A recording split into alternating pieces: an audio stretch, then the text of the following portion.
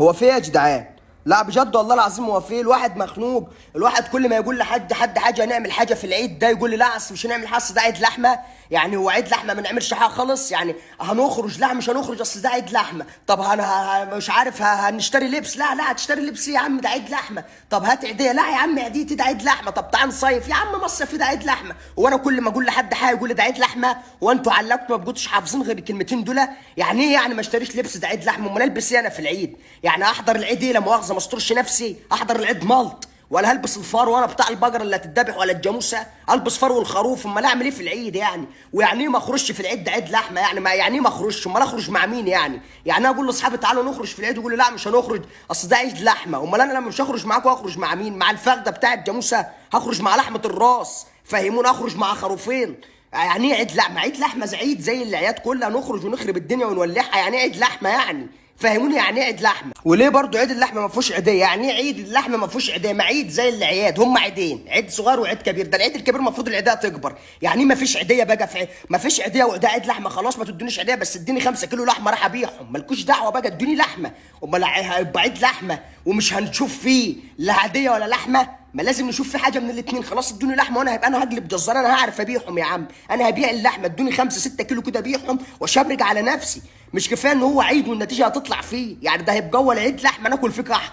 انا واحد من الناس هاكل كحك في العيد ده، ففرحونا بقى. مش تاني حاجه برضو حاجه مهمه، الناس اللي هي بتبعت التهنئه دي بتاع العيد على الواتساب تلاقيه باعت لك رساله طويله عريضه كل سنه وانت طيب ومش عارف ايه وكل سنه وانت بخير، وتلاقيه باعت لك عليها خروف. طب انت يعني قصدك ايه يعني؟ يعني انت باعت لي رساله في عيد بتقول له كل سنه وانت طيب وعليها صوره خروف؟ يعني معنى كده ان انت شايفني خروف يعني عشان تبعت لي رساله عليها صوره خروف؟ مش عيب عليكم برضو كده وتبقى باعت لي صوره بقره؟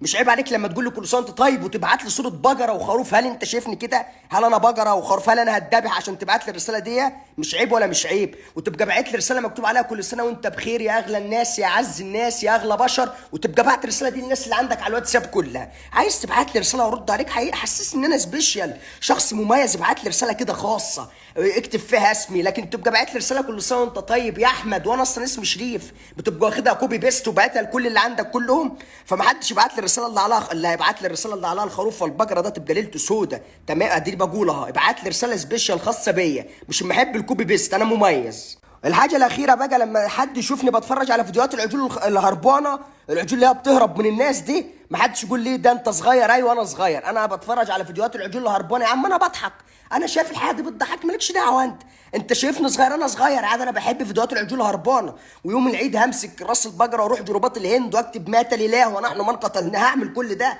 دي الحاجات اللي انا دي الحاجات اللي بتضحكني، مالكش دعوه، ما حدش يتدخل في تفاصيل عيدي. تمام؟ ويوم العيد اللي هيرن عليا ولاقيني نايم ما يرنش تاني. يعني ما بلاش تبقى بارد، شخص بارد.